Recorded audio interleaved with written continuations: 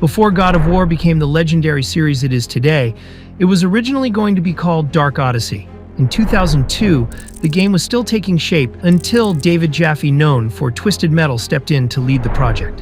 While God of War is often praised for its intense combat and puzzles, many of its core mechanics were influenced by earlier games that don't always get the recognition they deserve.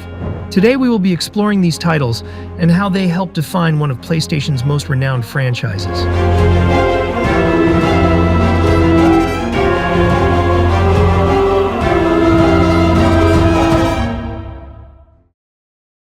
Since its beginning almost 20 years ago on the PlayStation 2, the God of War remains one of the most beloved video game series ever. There's no denying that this franchise not only made a strong impression as a new intellectual property at that time, but also made a significant impact on the gaming industry as a whole.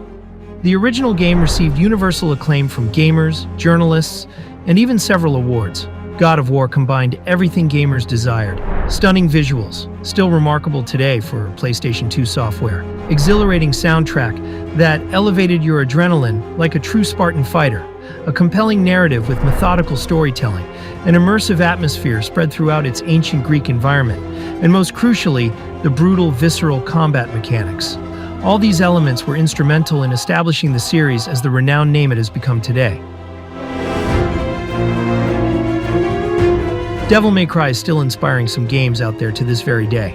But did you know that it was another Capcom gem called Onimusha that was behind the successful Pizza Boy franchise?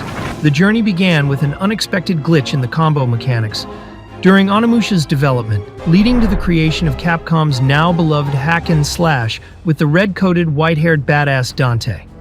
Additionally, Onimusha also served as inspiration for the original God of War title.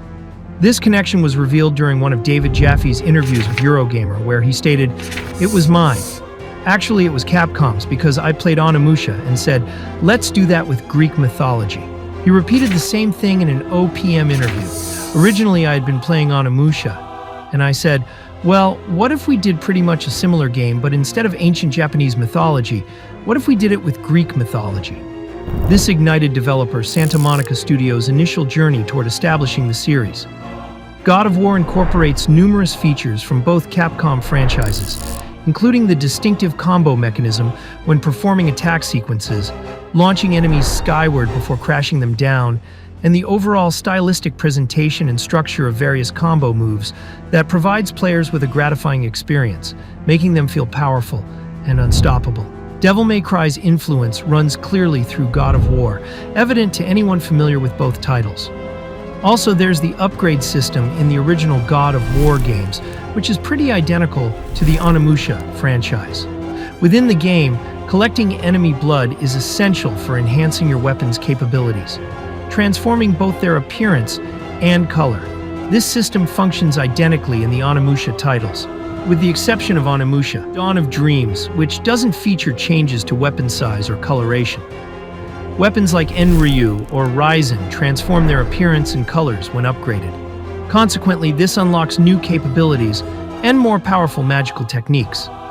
You can observe the identical pattern in the God of War trilogy, though the weapons maintain their shape while changing color, and their power levels similarly increase with upgrades. It seems that the original God of War director was in love with Ico and Another World's puzzle philosophy. This admiration drove him to incorporate similar concepts into the original God of War, while simultaneously combining them with compelling narrative, dynamic combat, stirring musical scores, and stunning 3D landscapes that would captivate any player who had already been impressed by Ico's environments. Also worth mentioning is how David Jaffe and his development team aimed to combine Devil May Cry's action with Ico's puzzle elements to create something truly innovative. This was discussed in a 2009 official PlayStation Magazine interview where David Jaffe remarked, "I think we can merge these, the visceral nature of DMC with the puzzles and exploratory aspects of Ico." He also told OPM a similar thing back in 2010. Ico had just come out, and Devil May Cry and Feldman, Jaffe, and Moss were fans of those games and that kind of adventure. We wanted to take our studio in that direction. It is thanks to these puzzlers that God of War had some cool puzzles, which vary from classic to brutal.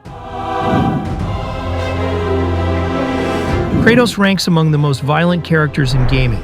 The game matches the brutality of other violent titles like Manhunt, Mortal Kombat, Shadow of Rome, and similar games. However, are you aware that Kratos shares certain characteristics with both Rygar and Conan the Barbarian? Conan and Kratos both display that tendency toward relishing combat against formidable opponents, decapitating them and slicing them to pieces. It's not by chance that Jaffe himself mentioned wanting to create something savage and bloody that captured that Conan the Barbarian atmosphere. In his Eurogamer interview, he said, "I haven't really seen that vibe, not only in games, but it used to be such a prevalent theme in books in the 70s and 80s and in movies and things like that. But lately, at least in America, things have become so politically correct that I was really jazzed about doing. That was more a throwback to that more animalistic, kind of brutal Conan the Barbarian kind of vibe." Not only that, but anyone familiar with Conan the Barbarian will notice that both Kratos and Conan are practically unclothed. They move about wearing barely more than loincloths, cutting down everything in their path, from ordinary humans to demons and massive monsters. This conduct establishes them both as barbarians with a singular focus: bloodshed. The Discarmor and Blades of Chaos serve as crucial armaments for Rygar and Kratos, respectively, and they certainly remain among the most distinctive weapons ever designed in gaming.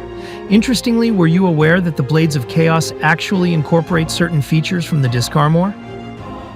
Rygar was capturing enemies with his weapon and smashing them into the ground long before Kratos adopted this technique. When the first God of War was initially released, a small group of fans referred to it as a Rygar clone, until that comparison faded away with the growing popularity of the God of War series. Moreover, if you haven't experienced Rygar on PlayStation 2, you wouldn't recognize that the grappling mechanism in God of War 2 mirrors Rygar's exactly. Both systems function in precisely the same manner. There's also a likelihood that Castlevania Lament of Innocence on PS2 contributed to shaping God of War, particularly regarding its 3D world mechanics, stationary camera positioning, and how Leon Belmont uses his whip to grab onto ledges.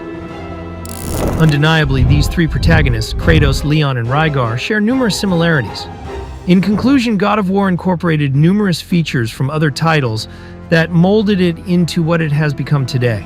Still, there are additional theories encountered suggesting other games influenced this series. For example, the Legacy of Kain series, Gladiator Sword of Vengeance, Prince of Persia, and Ninja Gaiden. These are simply theories from enthusiasts I've collected from various online sources, and I don't possess any concrete proof supporting these claims. Nevertheless, considering God of War combines various concepts from different genres fused together, it's not surprising that resemblances can be remarkably noticeable. Thanks for watching, and I'll see you in the next video.